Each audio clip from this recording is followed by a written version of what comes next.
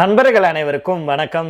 இந்த பாகிஸ்தானால இப்போ இந்தியாவுக்கும் சீனாவுக்கும் இடையே மோதல் வெடிக்க ஆரம்பிச்சிருக்கு நண்பர்களே. அதுவும் சீனாவுக்கு பாகிஸ்தான் கொடுத்த ஒரு இல்லீகலான கிஃப்ட் தான் இப்போ இந்தியாவுக்கு புண்ணாக மாறி இருக்கு. அது என்ன அப்படிங்கறத நம்ம இந்த வீடியோல தெரிஞ்சுக்க போறோம். அதை தொடர்ந்து பாத்தீங்கன்னா இந்தியா பகிரங்க அறிவிப்பு ஒன்று வெளியிட்டு இருக்காங்க. அதாவது இந்தியாவை சீண்டுனீங்கன்னா பேரழிவு தான் அப்படின்னும் நடுக்கத்தை காட்டியும் அடங்காத பாகிஸ்தானுக்கு கடுமையான எச்சரிக்கை ஒன்று விடுத்திருக்காங்க. இது எந்த விஷயத்துல அப்படிங்கறத பார்த்தலாம். அதை தொடர்ந்து பாத்தீங்கன்னா இந்தியாவுக்கு ஒரு குட் நியூஸ் ஒன்று சொல்லியிருக்காங்க. ஜெர்மனி இனி பிரச்சனையே இருக்காது, இதை யாருமே எதிர்பார்க்கல அப்படின்னு தான் சொல்லணும். அது என்ன அப்படிங்கறத நம்ம இந்த வீடியோல தெரிஞ்சுக்க போறோம். அதுக்கு முன்னாடி நம்முடைய சேனலை சப்ஸ்கிரைப் பண்ணலனா மறக்காம சப்ஸ்கிரைப் பண்ணிக்கோங்க. புதுசா நம்முடைய வீடியோ பார்த்துட்டு இருக்கீங்கன்னா கீழே இருக்கும் சப்ஸ்கிரைப் பண்ணி தட்டி அந்த பெல் ஐகானை கிளிக் பண்ணிக்கோங்க. அதே போல நம்முடைய Facebook, இன்ஸ்டாகிராம்ல வீடியோக்கள் போறோம், அங்கேயும் ஃபாலோ பண்ணிக்கோங்க. இந்தியாவுக்கும் சீனாவுக்கும் இடையிலான உறவு தற்போது மீண்டும் வலுப்பெற தொடங்கி இருக்கு. ஆனா பாகிஸ்தானை காரணம் காட்டி சீனா மீண்டும் நம்மளை சீண்ட தொடங்கி இருக்காங்க. இதனால மீண்டும் இந்தியாவுக்கும் சீனாவுக்கும் இடையே பிரச்சனை வெடிக்கும் அபாயம் ஏற்பட்டிருக்கு. அப்படி என்ன நடந்தது அப்படிங்கிற பத்தி தான் விரிவா நம்ம தெரிஞ்சுக்க போறோம். பாகிஸ்தானும் சீனாவும் நெருக்கமா செயல்பட்டு வர்றது நம்ம எல்லாத்துக்குமே தெரியும். பாகிஸ்தான் தன்னுடைய ராணுவத்துக்கு தேவையான தளவாடங்களை சீனா கிட்ட இருந்து தான் வாங்கிட்டு வருது. இது மட்டும் இல்லாம பாகிஸ்தானுடைய பல்வேறு உள்கட்டமைப்புகளை மேம்படுத்த சீனா பல ஆயிரம் கோடி ரூபாய் பணத்தை செலவிட்டு வருது. அதுல ஒரு திட்டம் தான் சிபிசி திட்டம், சைனா பாகிஸ்தான் எக்கனாமிக் காரிடோர். இது இரண்டு நாடுகளுடைய வர்த்தகத்தை மேம்படுத்தும் வகையிலான சாலை திட்டமாகும். சீனாவுடைய ஜின்ஜியாங்கில் இருக்கும் காஷ் நகர்ல இருந்து பாகிஸ்தானுடைய பலுசிஸ்தான் மாகாணத்தில் இருக்கும் குவாதார் துறைமுகம் வரைக்கும் மொத்தம் 3000 கிலோமீட்டர் தொலைவுக்கு இரண்டு நாடுகளுக்கு இடையே சாலை வசதி அமைக்க திட்டமிடப்பட்டிருக்கு. தற்போது இதுக்கான பணி பாகிஸ்தான்ல தொடங்கி நடந்துட்டு வருது. இந்த திட்டத்துக்கு நம்முடைய நாடு கடும் எதிர்ப்பு தெரிவிச்சாங்க. ஏன் அப்படின்னா இந்த திட்டம் நம்முடைய நாட்டுக்கு சொந்தமான ஜம்மு காஷ்மீருடைய சாக்ஸ்காம் பள்ளத்தாக்கின் வழியாக செயல்படுத்தப்பட இருக்கு. இந்த சாக்ஸ்காம் பள்ளத்தாக்கு முதல்ல நம்முடைய நாட்டுக்கு சொந்தமா இருந்துச்சு. 1948ஆம் ஆண்டு முதல் பாகிஸ்தான் அதை ஆக்கிரமிச்சாங்க. 1963ல அந்த பகுதியை சீனாவிடம் பாகிஸ்தான் ஒப்படைச்சிச்சு. தற்போது அந்த இடம் சீனாவுடைய கட்டுப்பாட்டுல இருக்கு. இதுக்கு நம்முடைய நாடு கடும் எதிர்ப்பு தெரிவிச்சுட்டு வராங்க. சாக்ஸ்காம்ல மேற்கொள்ளப்படும் உள்கட்டமைப்புகள் சட்டவிரோதமான ஆக்கிரமிப்பாகும், இதனை கைவிட வேண்டும் அப்படின்னு இந்தியா சார்பில் தெரிவிச்சிருக்காங்க. இது பற்றி சீனாவுடைய வெளியுறவுத்துறை செய்தி தொடர்பாளர் மாவுனிங் அவர்கள் என்ன சொல்றாருன்னா, சாக்ஸ்காம் சீனாவுடைய அங்கமாக இருக்கு. சொந்த நாட்டுல உள்கட்டமைப்புகளை உருவாக்குவது நம் நாட்டுடைய உரிமை. அதை யாரும் கேள்வி கேட்க முடியாது. 1960களில் சீனாவுக்கும் பாகிஸ்தானுக்கும் இடையே எல்லை ஒப்பந்தம் கையெழுத்தாகி எல்லை வரையறுக்கப்பட்டுச்சு. இது இறையாண்மை கொண்ட இரண்டு நாடுகளுடைய உரிமை. சீனா பாகிஸ்தான் பொருளாதார காரிடோர் அப்படிங்கிறது இரண்டு நாடுகளுடைய பொருளாதார மேம்பாட்டுக்கான கூட்டு திட்டமாகும். காஷ்மீர் விவகாரம் குறித்த சீனாவுடைய நிலைப்பாட்டுக்கும் இதுக்கும் தொடர்பே இல்லை. இந்த விஷயத்துல சீனாவுடைய நிலைப்பாடு மாறாது அப்படின்னு அவர் சொல்லியிருக்கிறாரு. அதே வேளையில இதை ஏற்கிறதுக்கு இந்தியா மறுத்திருக்காங்க. இது தொடர்பாக நம் நாட்டுடைய வெளியுறவு அமைச்சக செய்தி தொடர்பாளர் ரந்தீர் ஜெய்ஸ்வால் அவர்கள் என்ன சொல்றாங்கன்னா, சாக்ஸ்காம் பள்ளத்தாக்கு இந்திய பகுதியுடையது. 1963ஆம் ஆண்டின் சீனா பாகிஸ்தான் எல்லை ஒப்பந்தத்தை நாங்கள் ஒருபோதும் அங்கீகரிக்கல. அந்த ஒப்பந்தம் சட்டவிரோதமானது. மேலும் பாகிஸ்தான் சட்டவிரோதமாக ஆக்கிரமித்த நம் நாட்டின் பகுதி வழியாக சிபிசி திட்டம் செல்றதுனால அதை நாங்க அங்கீகரிக்க போறதே இல்லை. அதே போல ஜம்மு காஷ்மீரும் லடாக்கும் இந்தியாவுடைய ஒருங்கிணைந்த பகுதிகள். இதை பாகிஸ்தான் சீனாவுக்கு பலமுறை நம்ம தெளிவுபடுத்தி இருக்கிறோம் அப்படின்னு அவர் சொல்லியிருந்தாரு. இதனால இரண்டு நாடுகளுக்கு இடையிலான மோதல் இப்போ வலுக்க தொடங்கி இருக்கு. இப்பதான் இந்தியாவுக்கும் சீனாவுக்கும் இடையிலான பிரச்சனை ஓரளவுக்கு முடிவுக்கு இரண்டு நாடுகளுக்கு இடையே விமான சேவை, அப்புறம் நம்முடைய பிரதமர் மோடி அவர்கள் அங்க போனது சீனாவுக்கு, அதுக்கப்புறமா சீனா அதிபர் ஷி ஜின்பிங் கூட நம்முடைய பிரதமர் மோடி அவர்கள் சந்திச்சு பேசினது இரண்டு நாடுகளுக்கு இடையிலான உறவு மேம்படுத்துச்சு. இப்படி இரண்டு நாடுகளுக்கு இடையே வர்த்தகம் புத்துயிர் பெற தொடங்குச்சு அப்படின்னே சொல்லலாம். இப்பேற்பட்ட சூழல்ல தான் பாகிஸ்தானுக்கான பொருளாதார காரிடார் விஷயத்துல இந்தியாவுக்கும் சீனாவுக்கும் இடையே மோதல் தீவிரமாக இருக்கு அப்படிங்கிறது குறிப்பிடத்தக்கது. மேலும் இந்த சாக்ஸ்காம் பள்ளத்தாக்குல நடப்பது சீனாவின் வரலாற்று ரீதியான இந்தியாவுக்கு செய்யும் துரோகம். அதாவது இது இந்தியாவுக்கு ஆபத்தான புண்ணாக மாறி இருக்கு. இந்த பிரச்சனையில இந்தியாவுக்கு சூழ்ச்சி செய்ய சீனாவுக்கு பாகிஸ்தான் வாய்ப்பளிச்சிருக்கு. பாகிஸ்தானுக்கு சொந்தமில்லாத அல்லது எந்த உரிமையும் இல்லாத நிலத்தை பாகிஸ்தான் ஒப்படைச்சிருக்கு. ஆனா ஒரு சட்டவிரோத ஒப்பந்தத்தின் பெயர்ல திபேத்தை சட்டவிரோதமாக ஆக்கிரமிச்சிருக்கும் சீனாவிடம் அதை ஒப்படைச்சிச்சு. சாக்ஸ்காம் பள்ளத்தாக்கின் வேதனையான கதை 1963ல தொடங்குச்சு.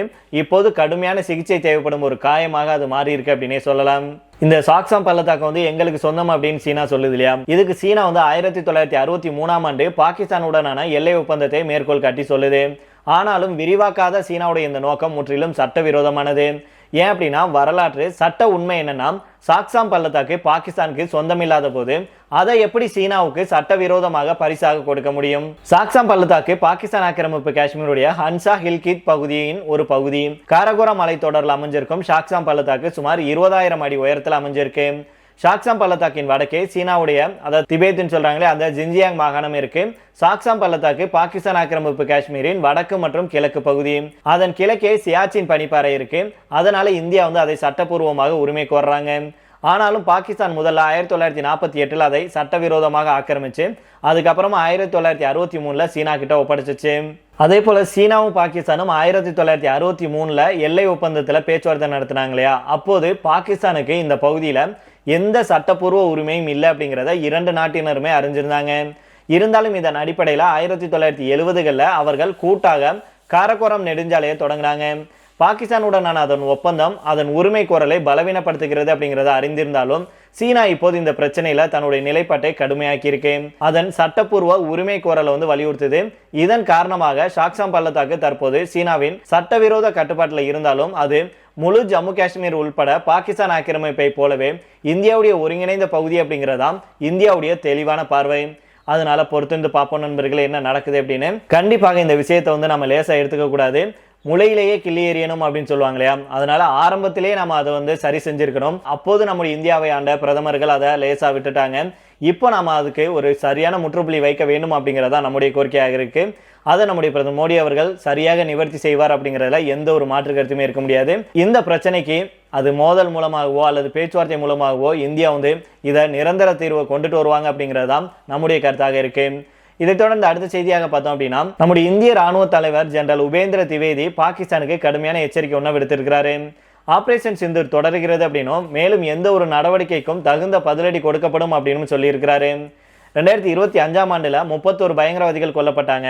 அதுல 65 பேர் பாகிஸ்தானியர்கள். வடக்கு முன்னணியில் நிலைமை நிலையானது, ஆனால் நிலையான கண்காணிப்பு தேவை அப்படின்னு ராணுவ தலைவர் சொல்லியிருக்கிறாரு. ஆபரேஷன் சிந்தூர் தேசபக்தி ஊடகங்கள்ல அதிக ஆர்வத்தை வெளிப்படுத்திச்சு. முதல் முறையாக கார்ப்ஸ் கமாண்டருக்கு அவசர கொள்முதல் அதிகாரங்கள் வழங்கப்பட்டுச்சு அப்படின்னும் அவர் சொல்லியிருக்கிறாரு. மேலும் உபேந்திர திவேதி அவர்கள் என்ன சொல்லியிருக்காங்கன்னா, ஜம்மு காஷ்மீர்ல நிலைமை உணர்திறன் வாய்ந்தது, ஆனா கட்டுப்பாட்டுல இருக்கு.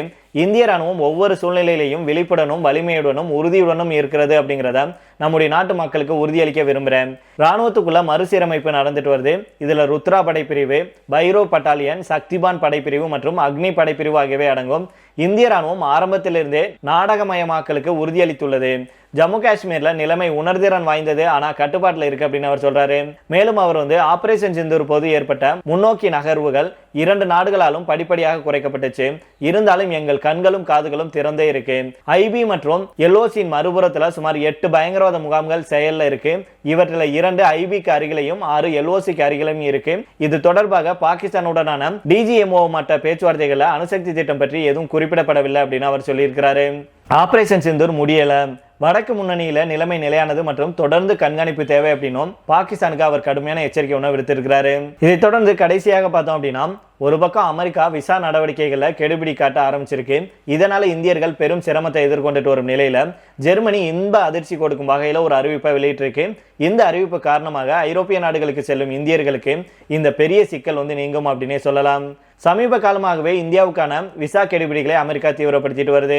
இந்தியர்கள் விசாவுக்காக பல காலம் காத்திருக்க வேண்டியிருக்கு.